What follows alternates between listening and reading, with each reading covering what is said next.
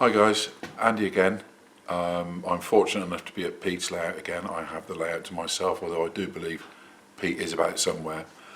So today's brief video is going to be made up of two elements, if you like. One, and I've been threatening to do it, and that is to go through the storage sidings to the south of Leamington, just beyond the engine shed, which we will do. And also the other element of it is just to briefly outline a small idea that I had. Basically it's a competition, and I'll tell you about that in a minute, but the winner of the competition, which is just going to be drawn at random if you like, or certainly by Pete anyway, will get one of these, which you may or may not have seen before, which is a book about the layout, just like the real thing. The only difference being is that Pete has kindly signed this one, as you can see. So I've thought about it long and hard and wondered what it is I could ask or make it easy for people to put a comment on either the YouTube channel, which will be great, good, bad or indifferent, or could simply email me via the contact page on the website www.petewatermansleamingtonspa.com. And I thought, right, okay, let's make it nice and easy. My favourite loco is, name the loco because. So that's what I've plumbed for. If you don't think it's a good idea, let me know and we'll try something different. But so I'll go first.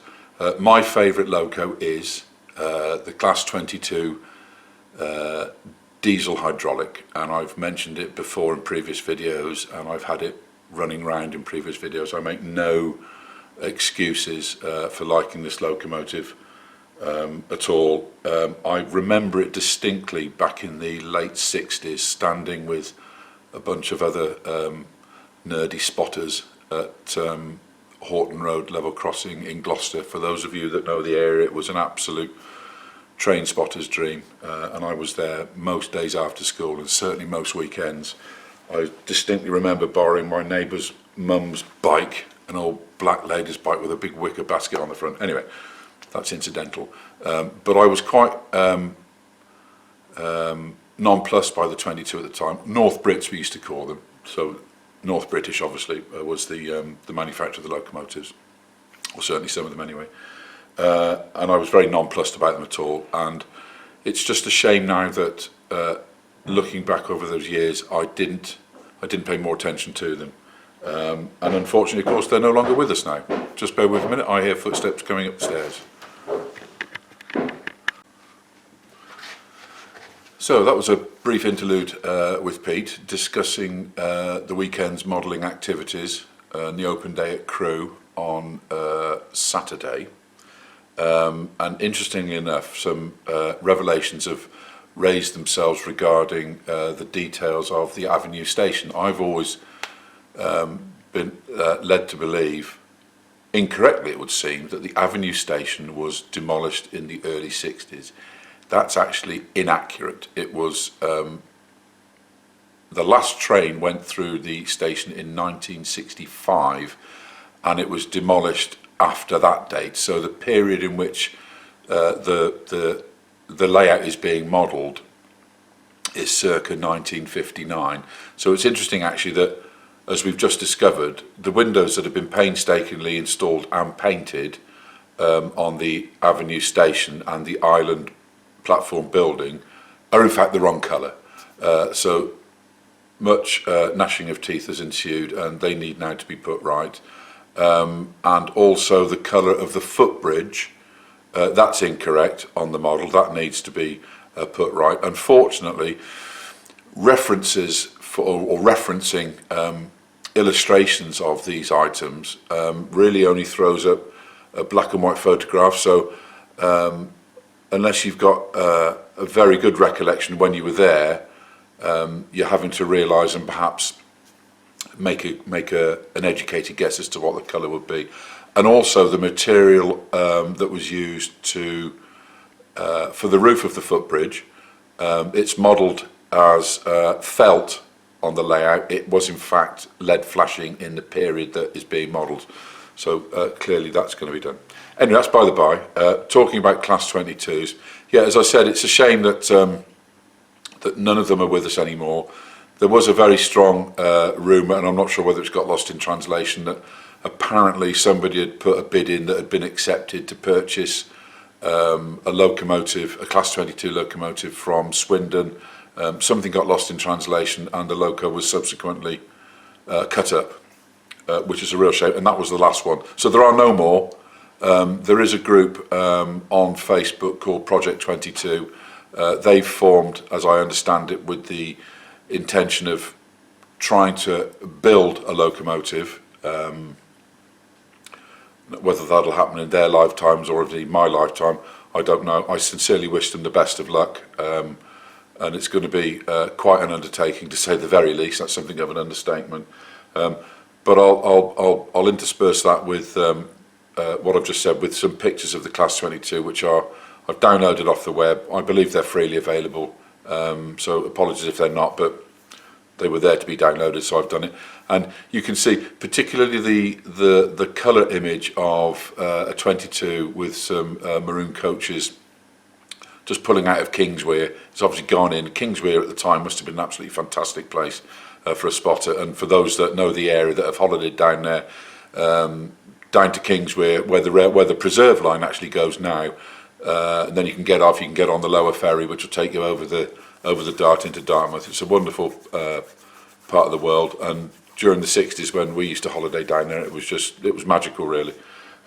So I'll turn the camera around and I'll show you the model as is, and I just loved its sort of hang dog expression, if you like, and I love the fact that when they were initially brought into service, they weren't terribly reliable, which is why I suppose you see so many photographs online of them either double heading, or there's one photograph which I've got but I can't find it for the life of me. I believe the train's leaving Helston in Cornwall.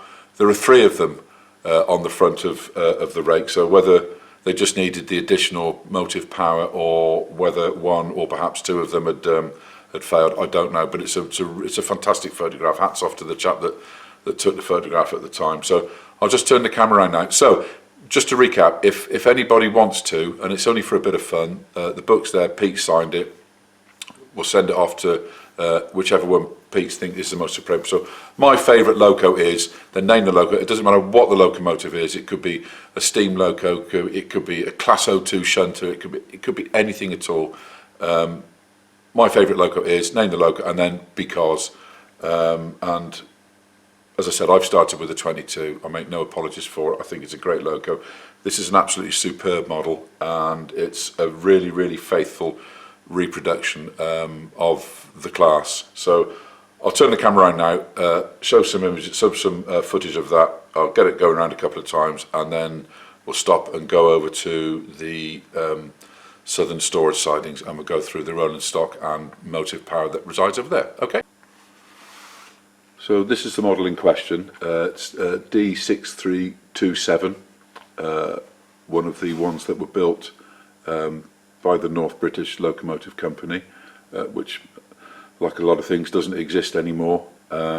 It's in the perfect livery, which is BR green. It's been very sympathetically weathered by Roger Manson, and if I just move the camera around a bit, you'll see what I mean about the hangdog expression. I'll just move the locomotive forward slightly so you can. So it's got the snub nose and the sorrowful glazing, as I like to refer to it as. But it's a superb model, and perhaps the most wonderful feature of it is the fact that it's got spoked wheels, which sounds ultimately very, very nerdy, but I make no apologies for it. So I'll get it going round now, and we'll get some footage of it trundling through Leamington. Okay.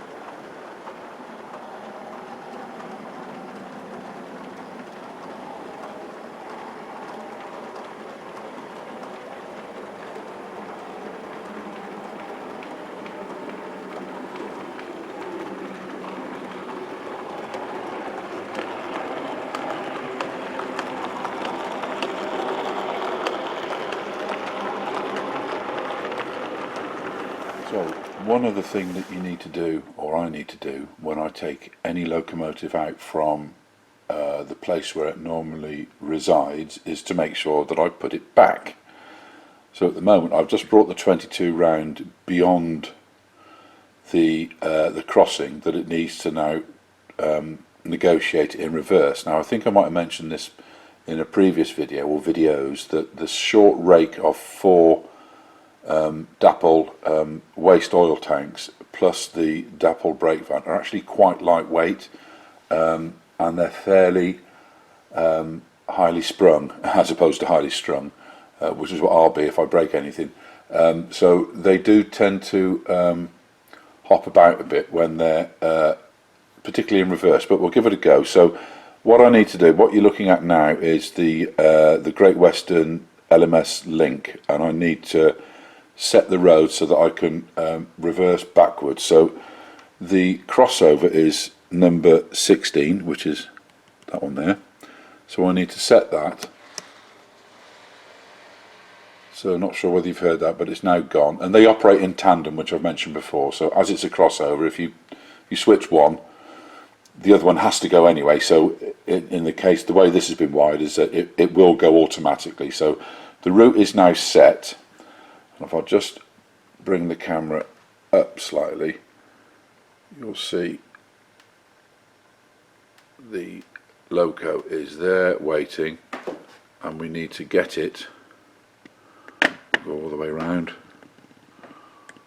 all the way down to there. So I'll move the camera now and we'll get it going and see how we get on.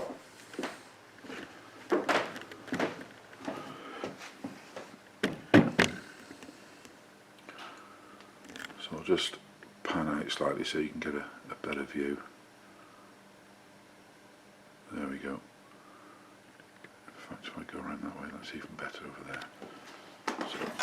So here's my controller, the mode controller, and at the moment I just need to change the locomotive direction, which is there. Open up the regulator. As you can probably hear, she's starting to trundle back now. So with any luck, we'll get past this point and we won't have any catastrophes. So far so good.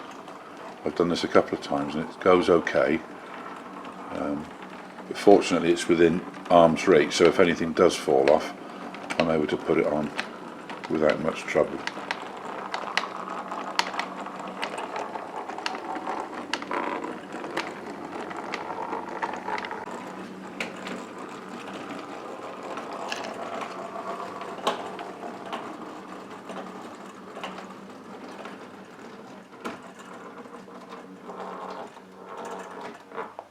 And stop.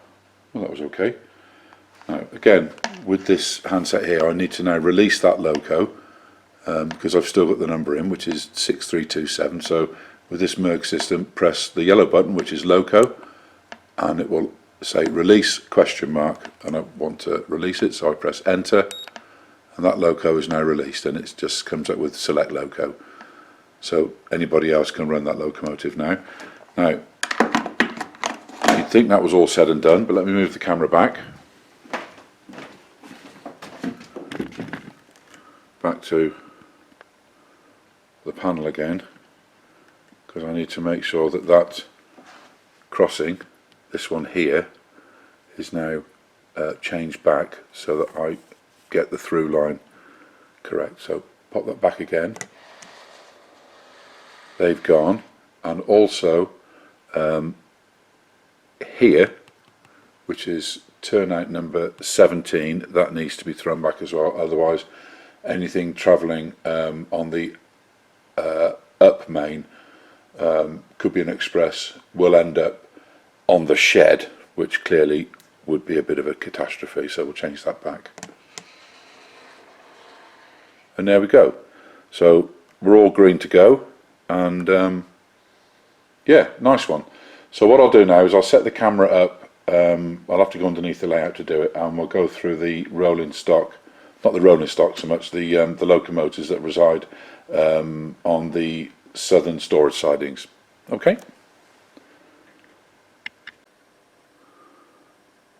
So I'm actually holding the camera now rather than putting it on the tripod, because space around here is a little bit awkward, and I'm actually ultimately going to be going, put my hand in the way, over there, which means I've got to get underneath the layout to emerge between this side and that side. But we'll start this side. As you can see, we've got some mineral wagons here, plus some locomotives, which don't often get run actually, but I'll show you the features of them. There's a 61XX large tanker there, which I think is a oh, not a Dapple, it's a Helgen model. I'm not sure, I think it is, but I've not seen that run for ages, if at all. And there's also, just move that brake van out of the way, there is also a Helgen parcels bubble car there, which again I've rarely seen run. There are two other locos here. There's D5188, which is the class 25, which has got sound, which I'll put on in a minute. And there's also Appledore, which was built by Martin Demers, who brought it up here, and that's got a fantastic feature insofar as it's got a glowing firebox. So I'll get the control out and I'll get that on so you can actually have a look at it. Alright, hold on a tick.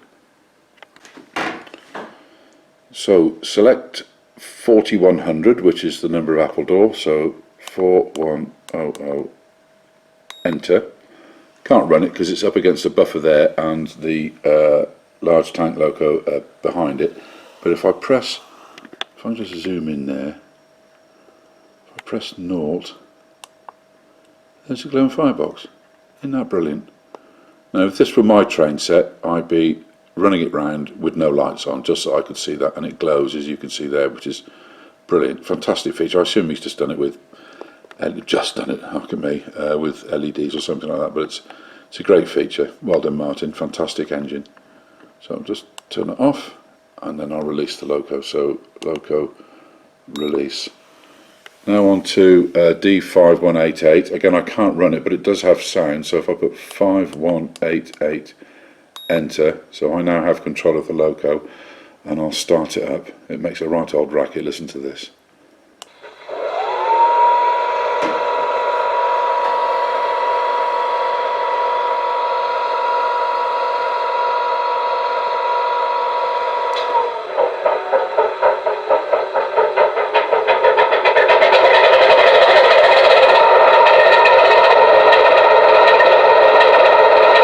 Of course, what it's missing now is plumes of smoke exiting the exhausts, but alas, it doesn't have smoke fitted. But this is just like the real thing model. I don't know who's fitted the sound. It's been weathered by Roger Manson, and it's got a brake tender on the front of it, which is nice. Cracking loco, but as you can might imagine, after about 3 or 4 circuits, the sound of it, because it's loud, and you can only change the volume on these things by going into the CVs for those DCC guys, and I think it's CV number 63, and you need to set the sound at a different level. But great model, great sound all the same. So I'll turn it off, press F1 again.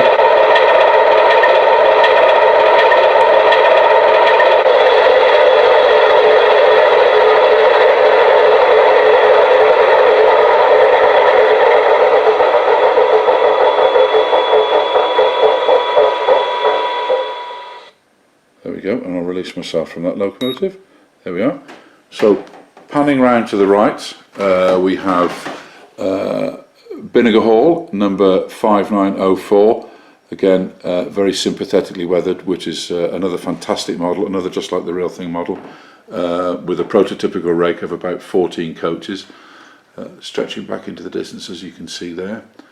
Beyond Vinegar Hall, we've got 1028, the County of Warwick, which is adjacent on the adjacent line there, again with a different set of coaches and rolling stock, again a prototypical length. These are nice, as you can see there. You've got Birmingham, Wolverhampton, Shrewsbury, Chester and Birkenhead, which is absolutely superb. And if I come back here, you may have noticed as well actually these small devices that are located at various points along the storage sidings. These are actually made by Merg and are being tested on here. These are to tell an operator that doesn't have direct line of sight to this section of the layout when the line that the loco is occupying, when that line is actually occupied. So it'll stop flashing, or sorry, it will be flashing permanently, but when it's not getting a response, i.e. from the loco that's in front of it, then it will tell the operator that that line is actually empty. So moving our way back here, you've got another large tank, which is D7208, which is a fairly recent addition to the layout and runs reasonably regularly. Not been weathered, it is as it came out of the box, I believe, and that's got a nice rake of mixed freight, as you can see along there. Next to that you've got D842, which is Royal Oak, again sympathetically weathered. This doesn't have sound, unfortunately. This is a Helger model, and that's got a short rake of blood encrusted coaches on the back. I know these were widely available on eBay at one point. Whether there's any still left now, I don't know. But that's the ones on this side. I won't go right down to the other end. What I will do, unfortunately, there's no socket for controls on that side, so I'm going to have to control these locomotives, and I'm not going to get them running by any means. But I'll show you the two diesels, which is the twins over there, which is 10,000, 10,001, and I think the number for those is 1000. So let me try that. 1000. Enter, and I press F1.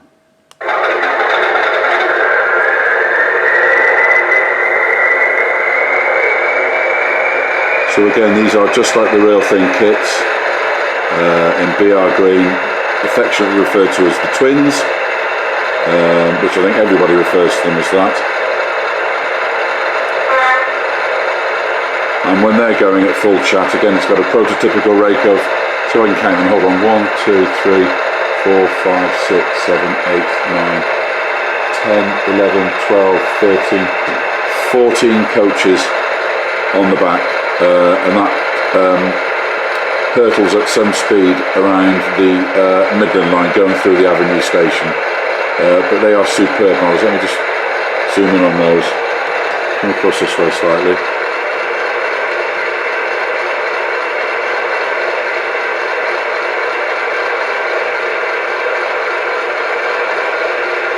I'll just turn those off.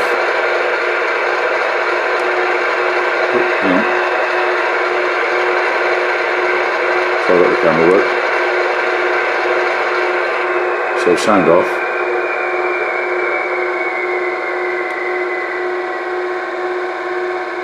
And I'll release the locos again. So loco, release. So they're off.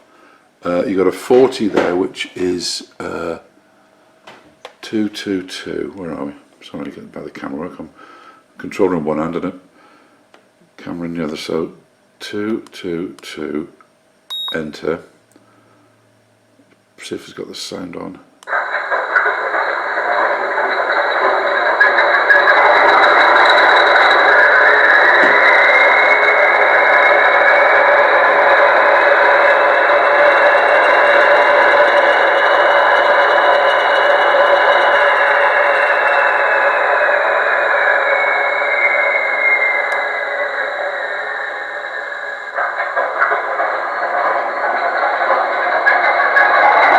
So this has got a very mixed bag of a rate. I'll count them up for you. Hold on. There's 1, 2, 3, 4, 5, 6, 7, 8, 9, 10, 11, 12, 13. Again, another 14 coaches on the back of this.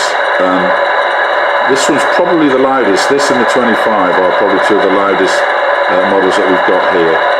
Alright, so the two steam locomotives between the twins and the 40 don't have sound, so what I'll do now is I'll just turn the camera off and I'll get in between the two layouts, but I won't keep the camera on because it means I'm on my hands and knees going down underneath the layout. I'll just turn this off first.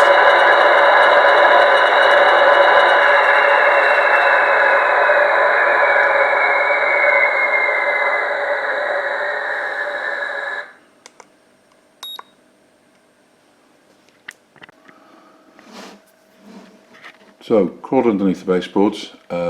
These two locomotives here, we've got 9F number 92001. This runs regularly. If ever you've seen the video of the fast fish to Banbury, as opposed to the last train to Clarksville, it's pulled by this locomotive here, which is absolutely superb. If I could just get a close view of the motion, or the knitting, I think Fred Lewis refers to it as. Yeah, it's absolutely brilliant. If I just pan up now, you'll see the rake of ventilated fish fans going all the way to the distance. And then next to it, you have 7P 46131, which is the, just hold on a minute, that's the Royal Warwickshire Regiment, which is that locomotive there. I'll have to get these out one day, maybe the next video, and show you these. Okay. Incidentally, whilst I remember, because over there is the back of the rake that the Super D pulls round, and it was also the rake that the 56 was pulling round. A couple of questions that have been asked by some subscribers, one of which, how heavy is the 56 that was pulling these lot round? Well, it's actually not that heavy. It doesn't have a lot of weight in it. It's a brass kit, so by its very construction it's got some weight in it, but it's not as heavy, for example, as the A4 Seagull, which has got, I can only assume, as being a dirty great big lump of lead in it, because that was heavy. But the person inquiring, whose name escapes me now, I do apologise, said, what is the weight of the 56 as it was pulling what looked like in excess of 28 wagons? Well, I've just counted them. There's actually 54 wagons that it was pulling around, and I think by very nature of the weight of the locomotive, it didn't cause it much of a problem. The wagons don't have any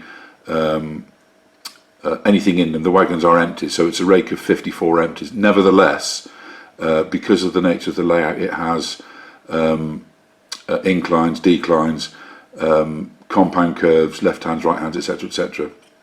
It managed to pull them without any problem at all. Another question was how high is the layout? Well, I've measured it, and it is about 41 inches, so just over 40 inches high. So I suppose at this level it's sort of coming up to sort of belly button height, I suppose, something like that. Okay. And whilst I'm on this side, actually, I'll show you where. So that's the Super D over there, and there are other locomotives there, but they're facing in the opposite direction. So I'll talk about those on another video. But this junction here, that one, you see there's a left-hand turnout here and comes down and stops. Sorry, pardon the camera work again, but it starts to go down. There's the storage sidings, and we're going down, down, down, down, down, and it goes all the way underneath the layout. It does almost one complete circuit of the layout, but underneath. And the idea is that enables us to bring full-size trains back to storage sidings on the other side of the layout, and that's actually not doing very well at all. Hold on a minute, let me come back from there, because there's very little light there. At the moment, it's just used for storing full-length trains, so perhaps in another video, there's probably about another, I go all the way along there. So if ever you do have the opportunity to come to the layout, and again, quite a few comments and emails, yes, the layout is available for people to come and visit. If you can just drop me a line and give me some idea as to how many and approximately when you would like to come. There's no charge, but Sundays are a good day. The layout is located in Cheshire, for those that don't know. So if you are travelling distance, you may need to plan an overnight stop, etc., etc. But if you just let me know, then I can arrange it with Pete and make sure that everything's okay. By all means, bring video cameras, bring your cameras, and take photographs and videos to your heart's content. Okay, but we'll do another video, maybe with the little camera that I've got, which I can put on the front of a wagon with maybe set up some kind of torch or something like that, so that you get some idea. But essentially, what this does, it allows locomotives to return from the main line without having to go through the Avenue station and go all the way back to the storage sidings on the Brinklow side of the layout, which is quite brilliant, really. There were some rumours that they might try and make this a double line, but I can't for the life of me ever see that happening. So but it's brilliant. But it's got full length trains there. which you've probably not seen because they are very, very, very rarely run. And perhaps, I mean, for example, there's a Helgin Class 31, which is on the very end of this lot, which is right over the other side of the layout. That's I think I've only ever seen that running once, but there are lots of full trains. So take my word for it, it's quite ingenious. And you can see it just in the distance. You can see the turntable motor. So I'll just stand up now, and obviously this is the back of the engine shed. Looking onto the engine shed there, these are the storage sidings. There we see the 25 in all its noisy glory. Parcels bubble car. Let me give you a better view of these two locomotives here.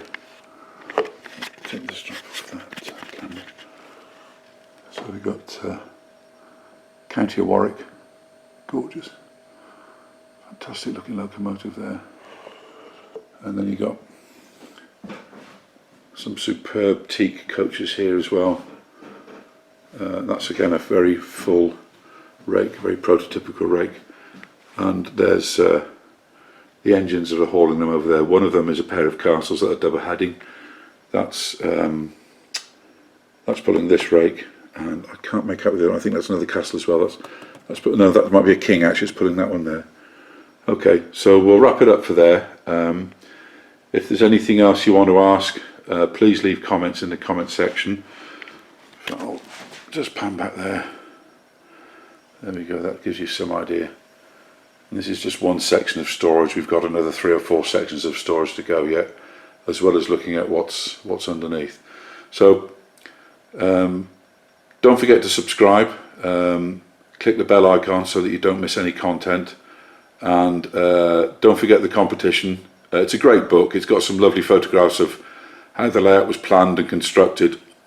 It's got photographs on creating the scenery, the use of the infamous teddy bear fur, and it really is a good insight. It's a good book to refer to periodically, and it's signed by P. It's just a bit of fun really. So my favourite loco is Name the Loco and then Because.